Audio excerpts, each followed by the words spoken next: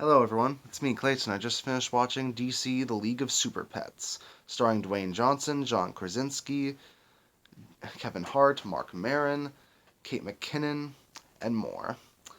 Now, when it comes down to Krypto the Super Dog, I am aware of that he did have a cartoon series back when in my era of cartoons, back in the early 2000s, but other than that, I really didn't know that much about the other animal sidekicks of our favorite DC heroes. But when it comes to this film, it might not it might not capture the hearts of the DC faithful, but I do think it's an amusing kids film. Probably one that young children and animal lovers will definitely get into. Let's get to the story, shall we? The story follows Krypto the Super Dog, played by Dwayne Johnson, who was tasked from a very early age to protect Kal-El by any means necessary. And when Kal-El grows up to be Superman, played by John Krasinski, Krypto basically sees him as his one and only friend. But when Superman is captured by an evil guinea pig by the name of Lulu, played by Kate McKinnon, who idolizes Lex Luthor, played by Mark Maron, it seems that Krypto has to save Superman without even having the use of his powers due to him ingesting kryptonite. So he happens to come across other animals that happen to gain superpowers from the same orange kryptonite that gives Lulu hers, and alongside a dog voiced by Kevin Hart, a pig who can grow giant and small, a squirrel that can shoot electricity, and a turtle that can go super fast, the pets have to work together, forming their own league in order to take down the Kate McKinnon guinea pig. So yeah, it's about as ridiculous as that sounds. And thankfully, these characters, while simple in concept, are benefited by the actors who portray them. Dwayne Johnson is, of course, extremely likable in almost all the roles he's in, and this is no different for Krypto the Superdog. I always felt he works well with Kevin Hart when it comes to the comedy.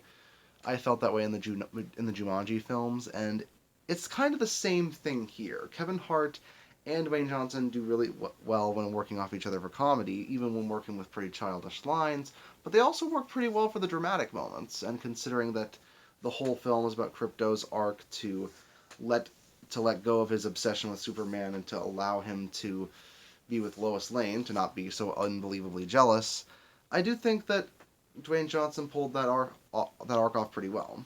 But I think the character that made me entertained the most was Kate McKinnon as Lulu.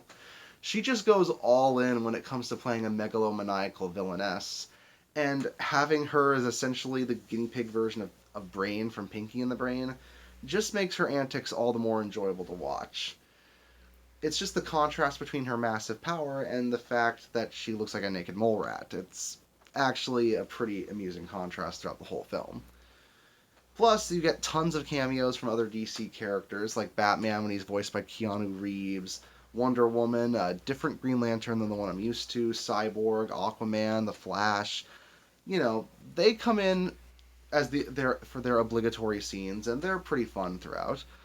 And the action scenes, while not the flashiest I've seen, are competently done for a Warner Brothers animated film. It certainly looks nice, and it certainly has the superhero action that kids will get into, as well as, I'm guessing, most of the DC fans.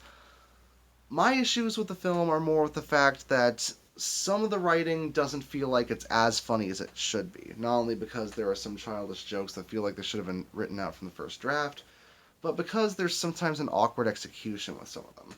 Like, a scene that should be funny comes across as less funny than it should be. And it feels like several of the characters feel underutilized, like the several members of the Justice League, Mercy from Lex Luthor, and even some of the characters who I thought were brought in for some clever jokes, like this little cat that Lulu saves. It essentially becomes a secondary antagonist partway through, but ultimately not much is done with the kitty after its initial fight, so it just feels like the writers were just throwing ideas at the wall and seeing what stuck for a film that could last less than 2 hours. But the final battle's pretty cool. The message the film goes for is decent enough for kids, and if you're a younger DC fan, there are certainly worse things you can look at. So, the way I see it, it's a decent enough distraction, if you don't like DC films, this won't change your mind. That's why I'm going to give it a 7 out of 10. See you next time.